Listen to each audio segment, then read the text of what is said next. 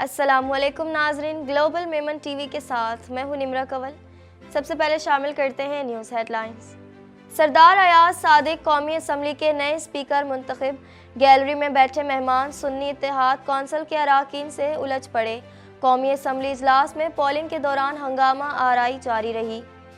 جلاؤ گھیراؤ case, special prosecutor نے بانی P T I کو 9 مئی واقعات کا مرکزی ملزم قرار دے دیا۔ اسپیشل پروسیکیوٹر کا کہنا تھا کہ کیس میں بانی پی ٹی آئی مرکزی ملزم ہے، گواہوں کے بیانات موجود ہیں۔ بانی پی ٹی آئی نے حساس تجزیات جلانے اور عوام کو سڑکوں پر نکلنے کا کہا تھا۔ توہین عدالت کیس میں ڈپٹی کمشنر اسلام آباد کو 6 ماہ قید کی سزا۔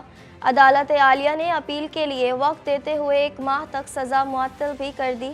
ڈی سی اسلام آباد و دیگر کا سزا چیلنج کرنے کا فیصلہ۔ ایم کیو ایم کا حکومتی بینچز پر بیٹھنے کا فیصلہ۔ نون لیگ کے ساتھ معاہدہ طے پا گیا۔ مصطفیٰ کمال کا کہنا تھا کہ یہ معاہدہ پاکستان کے لیے ایک نسخہ کیمیا ہے۔ فاروق ستار نے کہا کہ اس معاہدے کے بعد سب سیاسی جماعتوں کی آزمائش ہے۔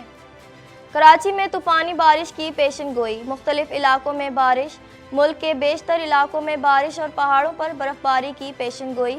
بارش کے دوسرے اسپیل نے ڈوبے ہوئے گوادر کو مزید ڈبو دیا۔ ہیڈ لائنز آپ نے جانی اور اب خبریں تفصیل کے ساتھ۔ پاکستان بھر میں نمائندگان کا وسیع نیٹ ورک، ہر خبر جاننے کے لیے دیکھتے رہیے TNN TV۔ Islamic Finance TV, the only TV channel of the fastest growing Islamic economy in the world and the prime mover of Islamic finance news. Follow us on our social media handles and watch our reports and educational program at www.islamicfinancetv.com. For advertisement, please contact us at islamicfinancetv@gmail.com.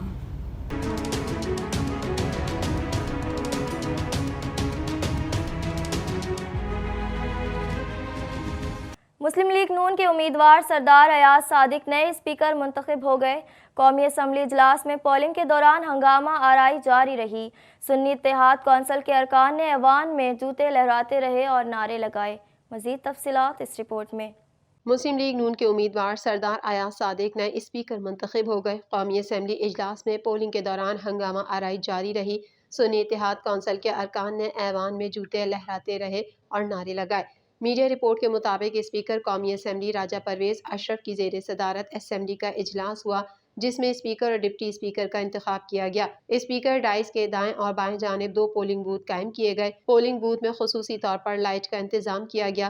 Speaker نے عمر ایوب کو point of order پر بولنے کا موقع دیا، جبکہ سنی اتحاد council اور آزاد ممبران نے احتجاج کرتے ہوئے اسپیکر ڈائس کا گھیراؤ کیا۔ گیلری میں بیٹھے مہمان سنی اتحاد کونسل کے اراکین سے الجھ پڑے۔ اسپیکر نے گیلری میں جھگڑا ہونے پر تمام افراد کو باہر نکال دیا۔ جمشید دستی اور گیلری میں موجود افراد کے درمیان تلخ کلامی ہوئی۔ اسپیکر راجہ پرویز اشرف نے کہا کہ جو بھی تھا اس کو باہر پھینک دیا، بد نظمی پھیلانے والے کو باہر نکال دیا۔ اسپیکر کے انتخاب میں علیم خان کو بیلٹ پیپر کے اجرا پر سنی اتحاد کونسل کے اراکین نے لوٹا لوٹا کے نعرے لگائے، جبکہ عطا تارڑ کے ووٹ ڈالنے پر سنی اتحاد کونسل نے ووٹ چور کے نعرے لگائے۔ نواز شریف کے ایوان میں پہنچنے پر نون لیگی اراکین اسمبلی نے سابق وزیر اعظم کے گرد حصار بنا لیا۔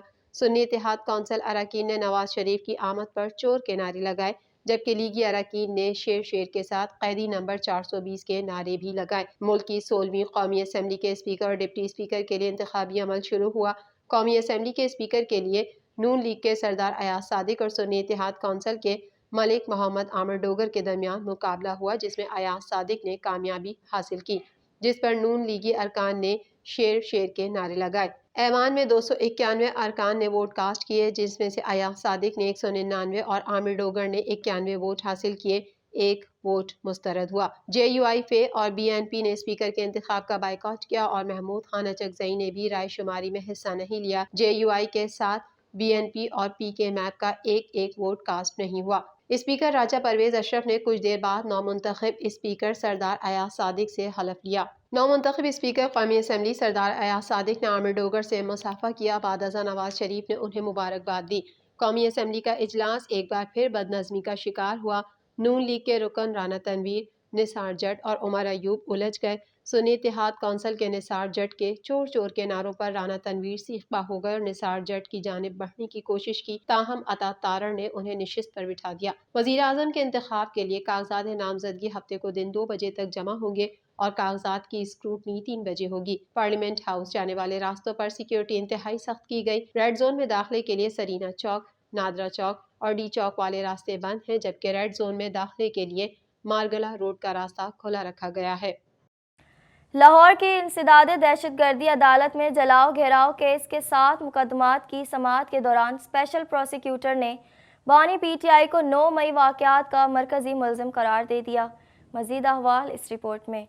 لاہور کی انسداد دہشت گردی عدالت میں جلاؤ گھیراؤ کیس کے 7 مقدمات کی سماعت کے دوران اسپیشل پروسیکیوٹر نے بانی پی ٹی آئی کو 9 مئی واقعات کا مرکزی ملزم قرار دے دیا۔ انسداد دہشت گردی عدالت لاہور میں 9 مئی جلاؤ گھیراؤ کے مختلف 7 مقدمات میں عمران خان کی عبوری ضمانتوں کی درخواستوں پر سماعت ہوئی۔ تفصیلات کے مطابق جج ارشد جاوید نے 9 مئی جلاؤ گھیراؤ کے مقدمات میں بانی پی ٹی آئی کی عبوری ضمانتوں پر سماعت کی۔ دوران سماعت اسپیشل پروسیکیوٹر رانا شکیل نے دلائل دیتے ہوئے کہا کہ اس کیس میں بانی پی ٹی آئی مرکزی ملزم ہے، گواہوں کے بیانات موجود ہیں۔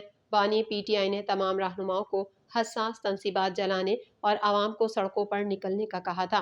بعد ازاں عدالت نے سماعت ملتوی کر دی۔ واضح رہے کہ عدالت نے جیل سے بانی پی ٹی آئی کی ویڈیو لنک پر حاضری لگوانے کی ہدایت کر رکھی ہے اور بانی پی ٹی آئی کے وکلاء سے دلائل بھی طلب کر رکھے ہیں۔ یاد رہے کہ 24 فروری کو انسداد دہشت گردی کی عدالت نے پاکستان تحریک انصاف کے بانی کی 9 مئی کے جلاؤ گھیراؤ اور دیگر سے متعلق 7 مقدمات میں ضمانت قبل از گرفتاری کی درخواستیں سماعت کے لیے منظور کر دی تھیں۔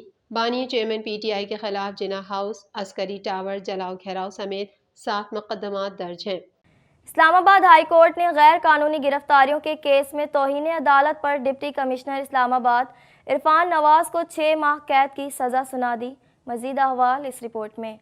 اسلام آباد ہائی کورٹ نے غیر قانونی گرفتاریوں کے کیس میں توہین عدالت پر deputy commissioner Islamabad Irfan نواز کو 6 ماہ قید کی سزا سنا دی۔ فیصلے میں کہا گیا ہے کہ deputy commissioner Islamabad Irfan Nawaz Memon S S P operations Malik Jamil Zafar misconduct کے مرتکب قرار پائے ہیں۔ تفصیلات کے مطابق آئی جی اسلام آباد، ڈی سی اسلام آباد، ایس ایس پی آپریشنز اور ایس پی صدر عدالت میں پیش ہوئے۔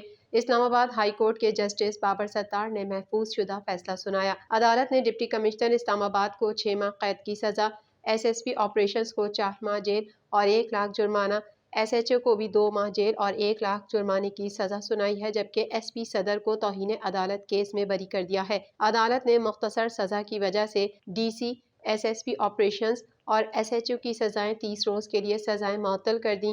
ساتھ ہی اسلام آباد ہائی کورٹ کی عدالتی فیصلے کی کاپی وزیر اعظم کو فراہم کرنے کی ہدایت بھی کی ہے۔ دوسری جانب ڈی سی اسلام آباد عرفان نواز میمن نے توہین عدالت کیس میں اسلام آباد ہائی کورٹ کی جانب سے سنائی گئی سزا کو چیلنج کرنے کا فیصلہ کر لیا۔ واضح رہے کہ اسلام آباد ہائی کورٹ نے آج شہریار آفریدی کی گرفتاری کے لیے ایم پی او آرڈر جاری کرنے پر توہین عدالت کیس میں deputy commissioner Islamabad Irfan Nawaz Memon کو توہین عدالت کا مرتکب قرار دیتے ہوئے 6 ماہ قید کی سزا سنا دی۔ شہریار آفریدی کی گرفتاری کے لیے ایم پی او آرڈر جاری کرنے پر ڈی سی اسلام آباد عرفان نواز میمن کے خلاف توہین عدالت کیس قائم ہوا تھا۔ اسلام آباد ہائی کورٹ نے عدالتی فیصلے کی کاپی وزیر اعظم پاکستان کو بھجوانے کی ہدایت بھی کر دی۔ عدالت عالیہ نے اپیل کے لیے وقت دیتے ہوئے 1 ماہ تک سزا معطل بھی کر دی۔ اسلام آباد ہائی کورٹ نے اپنے حکم میں کہا ہے کہ ڈی سی اسلام آباد عرفان نواز میمن 1 ماہ کے دوران فیصلے کے خلاف اپیل فائل کریں۔ 1 ماہ تک اگر عدالت سے فیصلہ معطل نہ ہوا تو انہیں جیل بھجوایا جائے گا۔ ایم کیو ایم نے قومی اسمبلی میں حکومتی بینچز پر بیٹھنے کا فیصلہ کر لیا۔ اس حوالے سے مسلم لیگ نون کے ساتھ باقاعدہ معاہدہ طے پا گیا۔ مزید تفصیلات اس رپورٹ میں۔ ایم کیو ایم نے قومی اسمبلی میں حکومتی بینچز پر بیٹھنے کا فیصلہ کر لیا۔ اس حوالے سے مسلم لیگ نون کے ساتھ باقاعدہ معاہدہ طے پا گیا۔ معاہدے کے مطابق ایم کیو ایم اپوزیشن کے بجائے حکومتی بینچز پر بیٹھے گی اور مسلم لیگ نون کی وزیر اعظم اور اسپیکر کے انتخاب کے لیے حمایت کی جائے گی۔ دونوں جماعتوں کے رہنماؤں کے درمیان اہم اجلاس ہوا جس میں معاہدے پر دستخط کیے گئے۔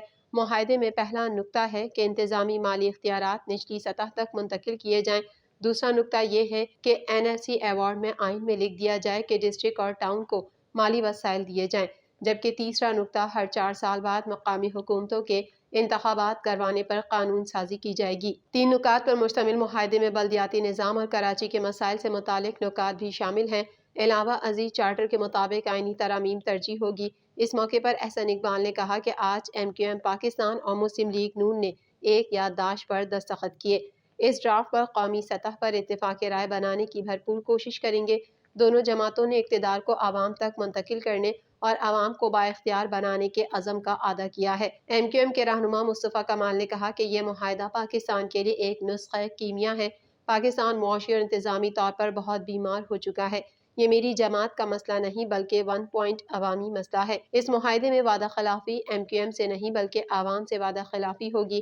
ہم اس معاہدے میں PTI، پیپلز پارٹی، JUI سمیت تمام سیاسی جماعتوں کے پاس جائیں گے۔ MQM رہنما ڈاکٹر فاروق ستار نے اس موقع پر کہا کہ اس معاہدے کے بعد سب سیاسی جماعتوں کی آزمائش ہے۔ سیاسی جماعتیں کچھ وعدے پورے کرتی ہیں، کچھ نہیں کرتی تو بہتر ہے وسائل کو نچلی سطح تک منتقل کیا جائے۔ وہ وعدے وزیر اعظم کیوں پورے کریں جو میئر کو کرنے ہیں؟ میئر کے وعدے وفاقی یا صوبائی وزراء کیوں کریں؟ جو کام میئر اور چیئرمین کو کرنے ہیں وہ انہی کو کرنے چاہیے۔ اگر اس معاہدے پر عمل درآمد ہو جاتا ہے تو ہمیں وعدے کرنے کی ضرورت نہیں پڑے گی۔ محکمہ موسمیات نے ملک بھر کے بیشتر علاقوں میں گرج چمک کے ساتھ بارش اور پہاڑوں پر برف باری کی پیشن گوئی کر دی ہے۔ شہر کراچی میں گرج چمک کے ساتھ طوفانی بارش کی پیشن گوئی ہے۔ مزید تفصیلات اس رپورٹ میں۔ محکمہ موسمیات نے ملک بھر کے بیشتر علاقوں میں آج گرج چمک کے ساتھ بارش اور پہاڑوں پر برف باری کی پیش گوئی کر دی ہے۔ شہر کراچی میں آج گرج چمک کے ساتھ طوفانی بارش کی پیش گوئی ہے جبکہ مختلف علاقوں میں بارش شروع ہو گئی۔